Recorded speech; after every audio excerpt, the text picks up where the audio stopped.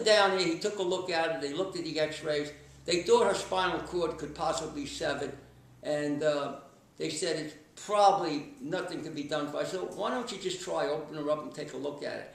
Well, he said, okay, leave it here, I'll call you up. Call me up the next day. He said, listen, I can't promise you nothing. He says, but there's a chance we might be able to help her. So, based on my belief system, my faith, see, I was willing to go ahead with it, even though it ended up costing me $5,000 and people thought I was crazy. So what happened? Dr. Scavelli operated on this cat and said probably would not be able to walk well. They had a, might lose her tail, might lose her right rear leg, and but she might survive. She might not ever go to the bathroom. So I have a belief system. I have faith that when you do the right things and you're a believer, you're empowered by your faith to pursue the right thing. So kept doing it.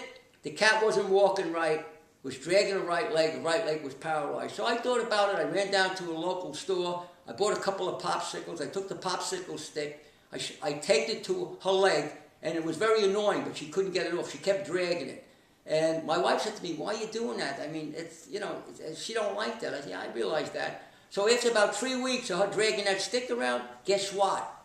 It motivated her. Motivated her to start moving her leg, and she ended up moving her leg. Well, now, this cat is 16 years old.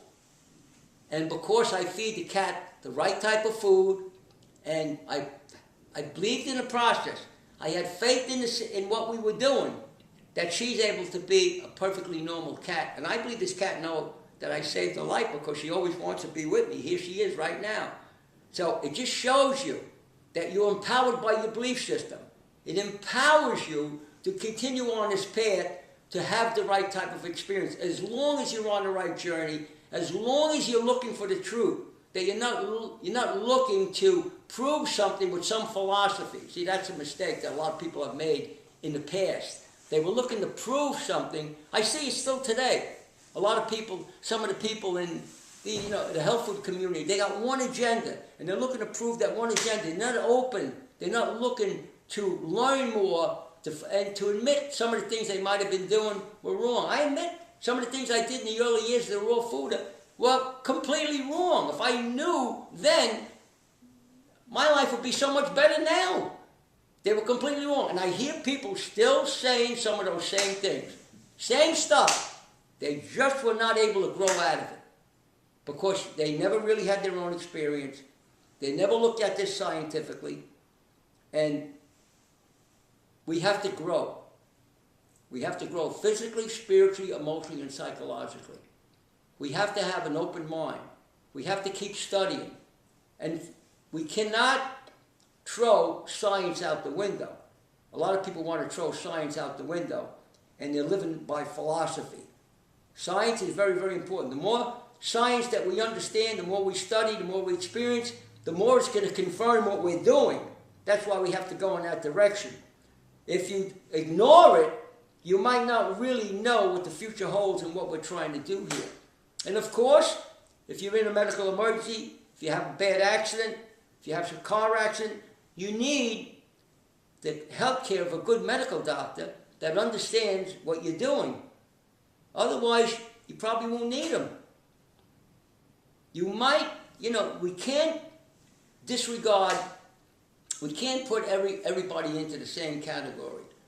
And I know a lot of people that they seem to do that. So there are times, there are plenty of good medical people out there.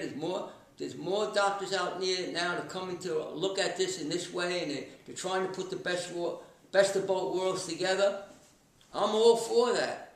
But, if you do this, you're going to find out that you're going to be healthy for a very long time consistently, and you're going to feel very good about yourself.